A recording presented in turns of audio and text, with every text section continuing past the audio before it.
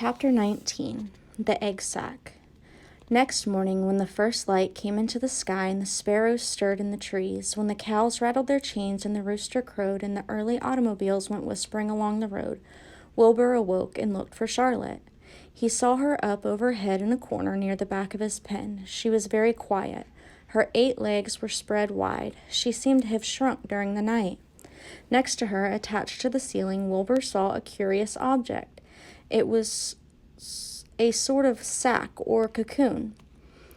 It was peach-colored and looked as though it were made of cotton candy.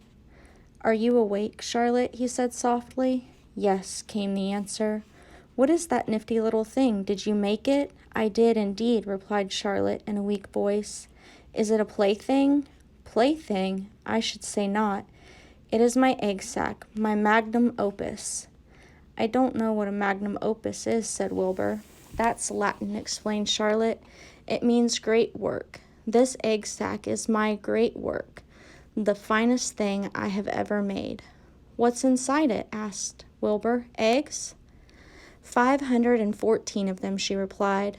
514, said Wilbur. "You're kidding." "No, I'm not. I counted them. I got started counting, so I kept on, just to keep my mind occupied."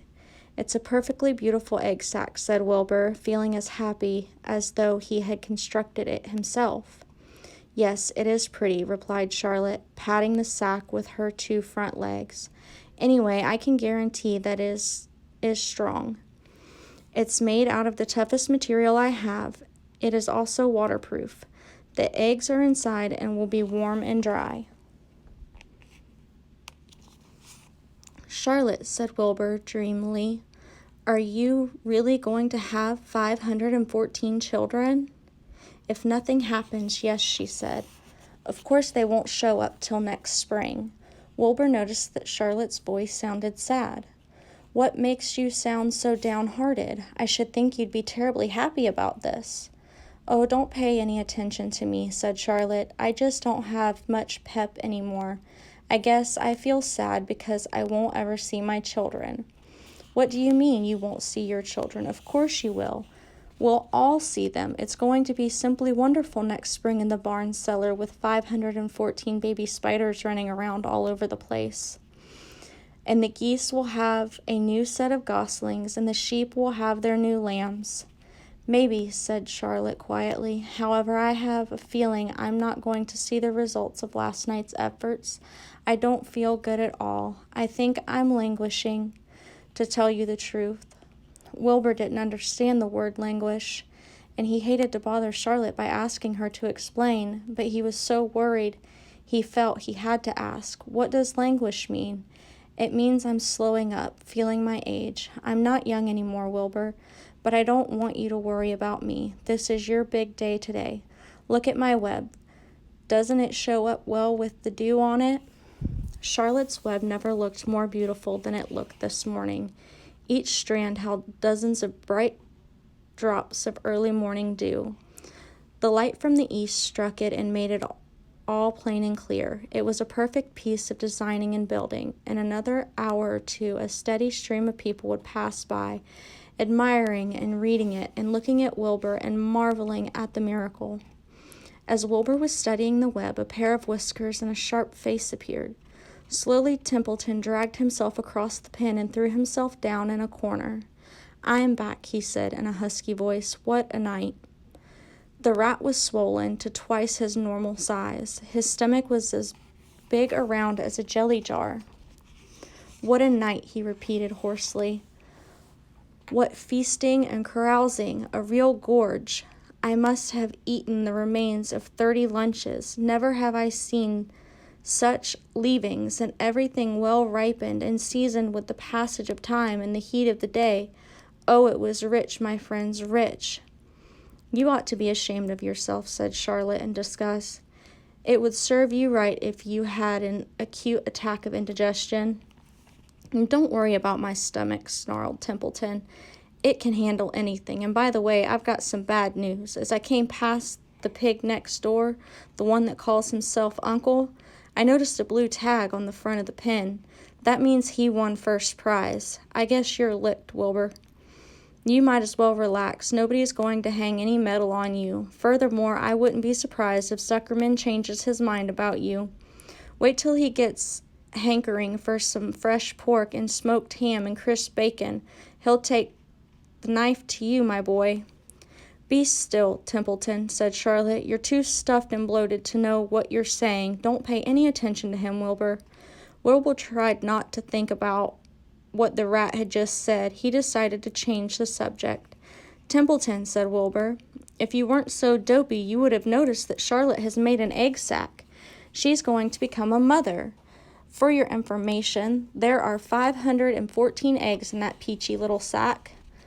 "Is this true?" asked the rat, eyeing the sack suspiciously. "Yes, it is true," sighed Charlotte. "Congratulations," murmured Templeton. "This has been a night." He closed his eyes, pulled some straw over himself, and dropped off into a deep sleep.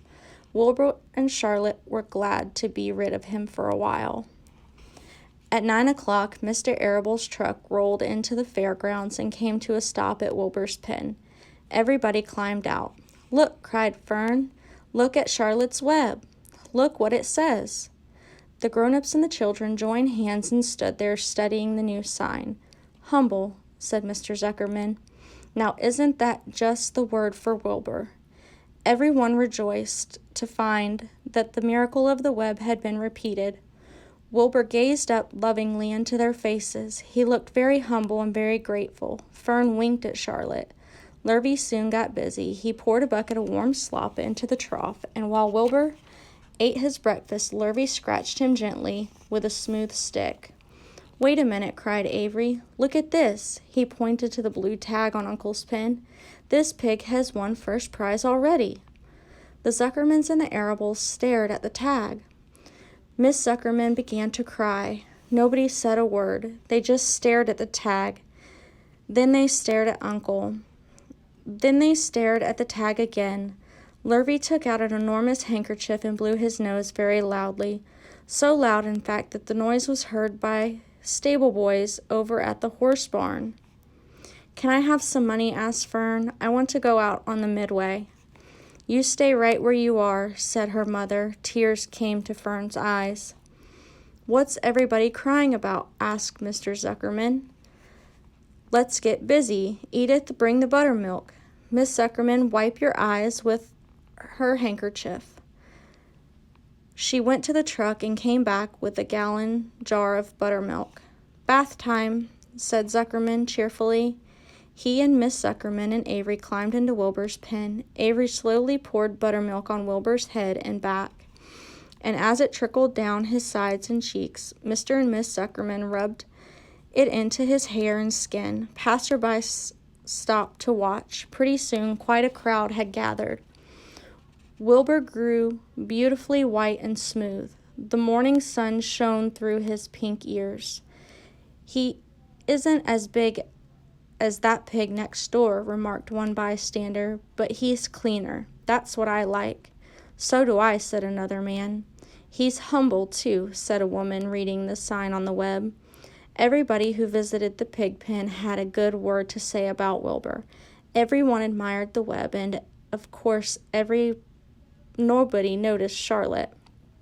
Suddenly a voice was heard on the loudspeaker. "Attention, please," it said. "Will Mr. Homer Zuckerman bring his famous pig to the judge's booth in front of the grandstand? A special award will be made there in 20 minutes. Everyone is invited to attend. Crate your pig, please, Mr. Zuckerman, and report to the judge's booth promptly."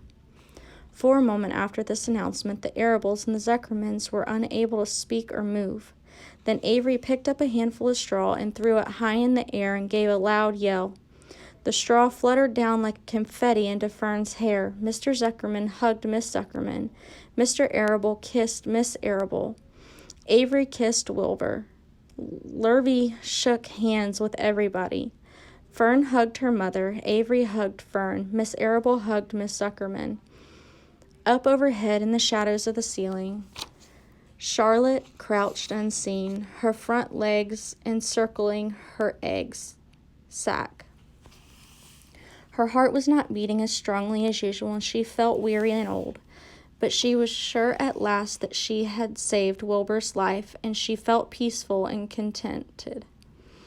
"We have no time to lose," shouted Mr. Zuckerman. "Lurvy, help with the crate." "Can I have some money?" asked Fern. "You wait," said Miss Arable. "Can't you see everybody is busy? Put that empty buttermilk jar into the truck," commanded Mr. Arable. Avery grabbed the jar and rushed to the truck. "Does my hair look all right?" asked Miss Zuckerman. "Looks fine," snapped Mr. Zuckerman as he and Lurvy set the crate down in front of Wilbur. "You didn't even look at my hair," said Miss Zuckerman. "You're all right, Edith," said Miss Arable. "Just keep calm." Templeton, asleep in the straw, heard the commotion and awoke.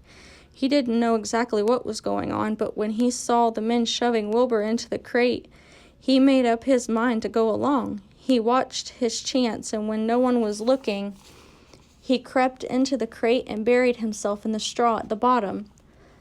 "All ready, boys," cried Mr. Zuckerman. "Let's go." He and Mr. Arable and Lurvy and Avery grabbed the crate and boosted it over the side of the pen and up into the truck. Fern jumped aboard and sat on top of the crate. She still had straw in her hair and looked very pretty and excited. Mr. Arable started the motor, everyone climbed in, and off they drove to the judge's booth in front of the grandstand. As they passed the Ferris wheel, Fern gazed up at it and wished she were in the topmost car with Henry Fussy at her side.